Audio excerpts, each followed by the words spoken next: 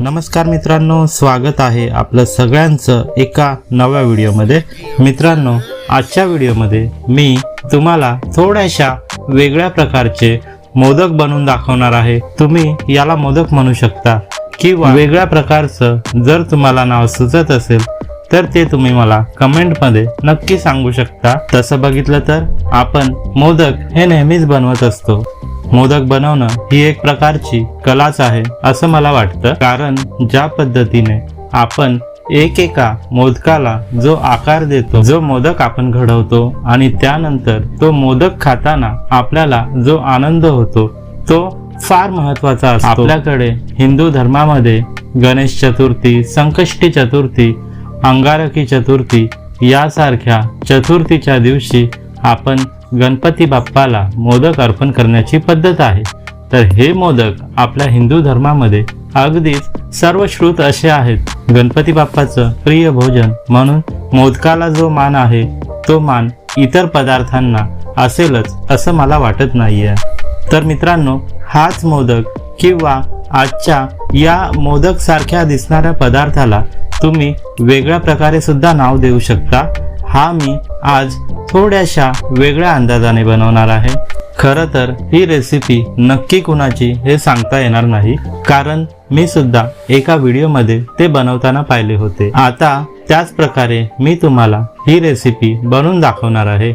नक्कीच आजचा व्हिडिओ हा इंटरेस्टिंग होणार आहे। तर मित्रांनो, जर तुम्ही चॅनलवरती नवीन असाल तर चॅनलला सबस्क्राईब करून बेल आयकॉनवरती क्लिक करा। आता मी तुम्हाला सांगितल्याप्रमाणे आज मी मोदक सारखा दिसणारा पदार्थ बनवणार आहे। तर आता या मोदकासाठीचं जे साहित्य मी काय काय वापरणार आहे, तर आज मी तांदळाचे मोदक बनवणार आहे। तर सगळ्यात आधी मी वाटीभर तांदूळ घेतलेले आहेत, तुम्ही तुमच्या अंदाजानुसार ते घ्या।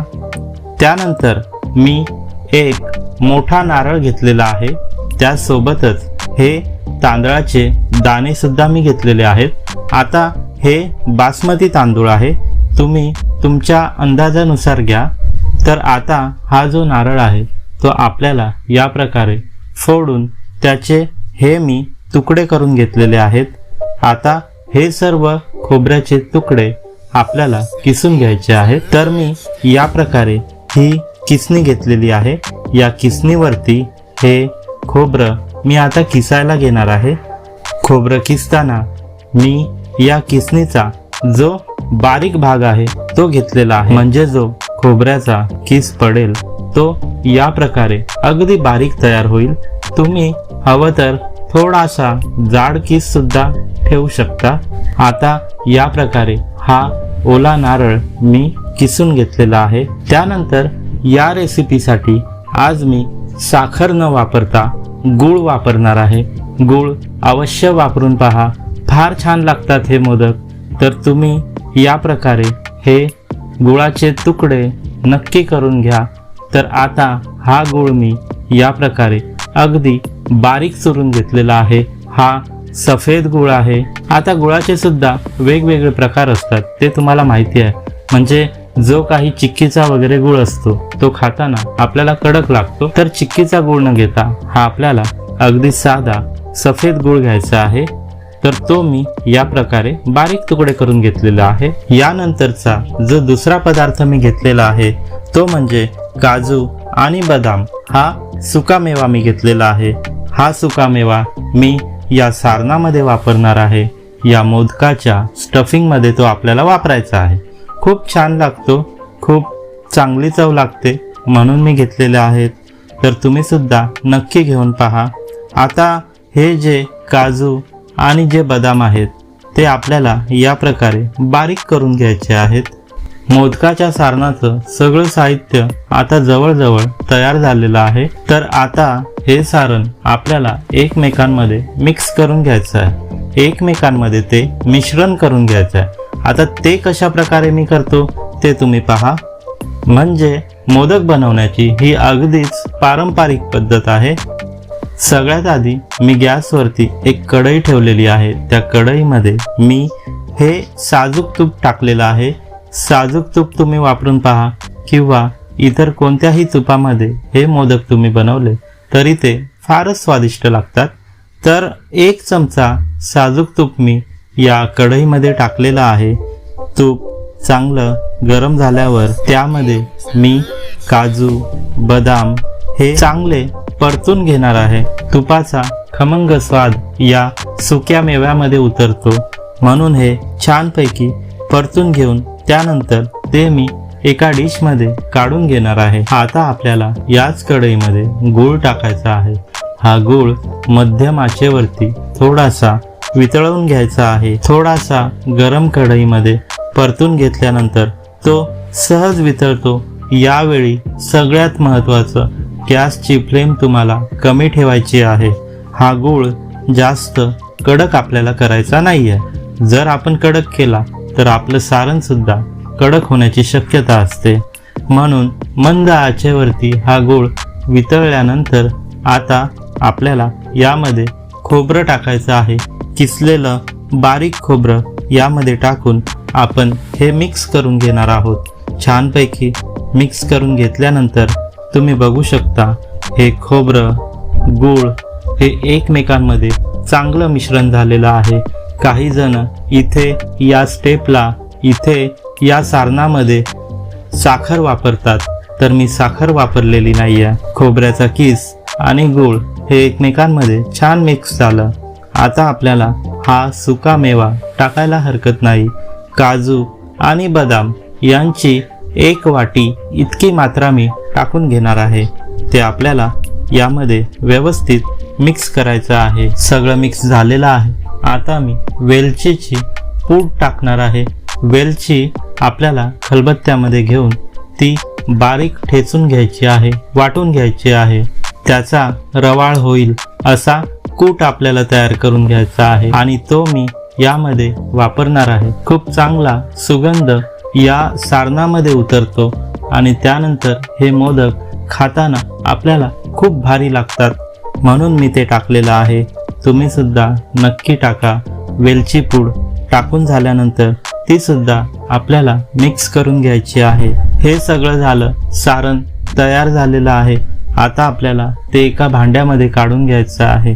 आता आपल्याला सगळ्यात महत्त्वाचं, या मोदकासाठी जे तांदळाचं पीठ आहे ते आपल्याला तयार करून घ्यायचं आहे. तर आता हे तांदळाचं पीठ मी कशा प्रकारे तयार करतो ते तुम्ही पहा. तांदळाचं पीठ तयार करण्यासाठी याच कढईमध्ये मी ग्लासाच्या मापाने पाणी ओतलेलं आहे. तुम्ही तुमच्या अंदाजानुसार ते घेऊ शकता. पाणी चांगलं उकळल्यावरती यामध्ये सगळ्यात आधी मी पिठी साखर टाकणार आहे. साखर मी वाटून घेतलेली आहे, त्यामुळे ही पिठी साखर मी घरातच तयार केलेली आहे.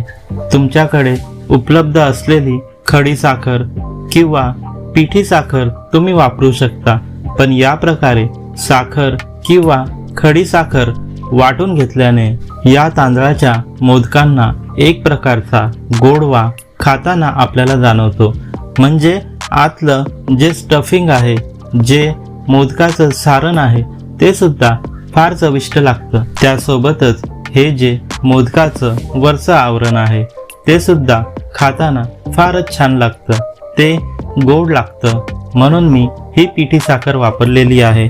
ती या उकळत्या पाण्यामध्ये आपल्याला चांगली ढवळून घ्यायची आहे. पिठी साखर ढवळून झाली. आता आपल्याला यामध्ये तांदळाचं पीठ टाकायचं आहे. तांदळाचं पीठ आपल्याला यामध्ये टाकल्यावरती ते 1 मिनिटात घट्ट झाल्याचं दिसतं. आता आपल्याला मंद गॅसवरती हे तांदळाचं पीठ थोडंसं नॉर्मल शिजवून घ्यायचं आहे.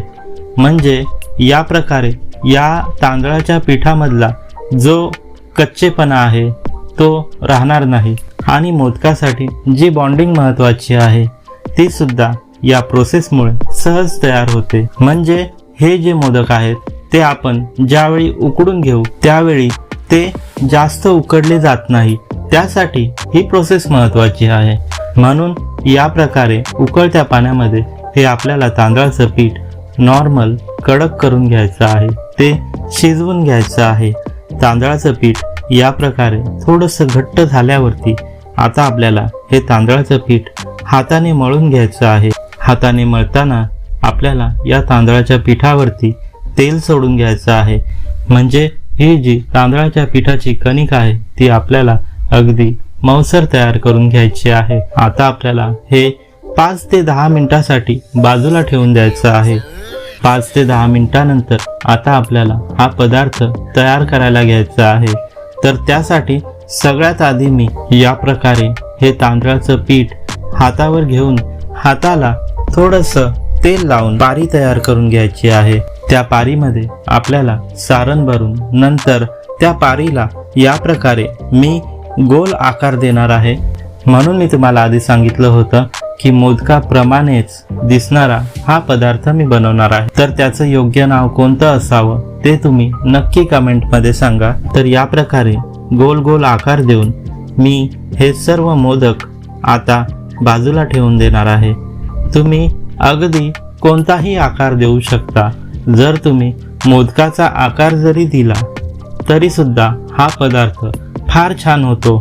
तर आता हा थोडासा वेगळा आकार मी या मोदकांना किंवा हे जे गोल गोळे मी तयार करून घेतलेले आहेत त्यांना कशा प्रकारे देईन ते तुम्ही बघा. तर त्यासाठी हे तांदूळ मी घेतलेले आहेत. हे बासमती तांदूळ आहेत. लांब सडक हे तांदूळ घेतल्यानंतर या मोदकांचा जो आकार तयार होतो तो बघताना फारच आकर्षक वाटतो. तितकाच तो खाताना सुद्धा स्वादिष्ट लागतो. तर या प्रकारे एक एक मोदक या तांदळामध्ये बुडवून ते तांदूळ त्यावर व्यवस्थित लावून आपल्याला बाजूला ठेवून द्यायचे आहेत. आता हे आपल्याला चांगले उकडून घ्यायचे आहेत. हे मोदक उकडण्यासाठी मी गॅसवरती भांडं ठेवलेलं आहे. त्यामध्ये पाणी ओतून ठेवलेलं आहे. त्यासोबतच एक छोटासा लिंबूचा तुकडा मी यामध्ये टाकलेला आहे. आता या पाण्याला आपल्याला चांगली उकळ घ्यायची आहे. इडलीच्या भांड्यामध्ये हे मोदक उकडताना मला सोयीस्कर जातील म्हणून हे इडलीचं भांडं मी घेतलेलं आहे. इडलीच्या या भांड्यामध्ये पहिली प्लेट मी ठेवणार आहे. या प्लेटवरती मी तेलाचा ब्रश फिरवणार आहे. तो नक्की फिरून घ्या कारण हे मोदक त्यामध्ये चिकटणार नाहीत. म्हणून मी हा तेलाचा ब्रश आधी फिरवलेला आहे. तुम्ही एखादी चाळणी घेऊ शकता किंवा इतर कोणत्याही प्रकारे तुम्ही हे मोदक उकडून तयार करू शकता. मी इथे कुकर वापरलेला नाहीये कारण कुकरमध्ये हे मोदक जास्त उकडून ते मग तुटण्याची शक्यता असते. म्हणून मी हे इडलीचं भांडं घेतलेलं आहे. या भांड्यामध्ये ठेवलेल्या प्लेटवरती आपल्याला हे गोल मोदक ठेवून घ्यायचे आहेत. त्यानंतर दुसरी प्लेट ठेवून त्यामध्ये सुद्धा या प्रकारे हे मोदक ठेवून त्यानंतर 10 ते 15 मिनिटं चांगलं वाफून घ्यायचं आहे. आपल्या अंदाजानुसार हे मोदक आपल्याला उकडून घ्यायचे आहेत. 20 मिनिटं झालेले आहेत. हे मोदक मी चांगले शिजवून घेतलेले आहेत. आता झाकण उघडून बघूया. तर तुम्ही बघू शकता एक एक मोदक या प्रकारे चांगला तयार झालेला आहे. या मोदकाच्या वरती जे आपण तांदूळ चिटकवले होते ते आता शिजून या मोदकांचा एक वेगळाच आकार तयार झालेला आहे. तो पाहताना खूपच आकर्षक वाटतो आहे आणि हेच या मोदकांचं वेगळेपण आहे की तुम्ही बघू शकता जो बाहेर लावलेला एक एक बासमती तांदूळ फुगून या मोदकांचा खूपच आकर्षक असा आकार तयार झालेला आहे. आता हे मोदक मी एका प्लेटमध्ये काढून घेणार आहे.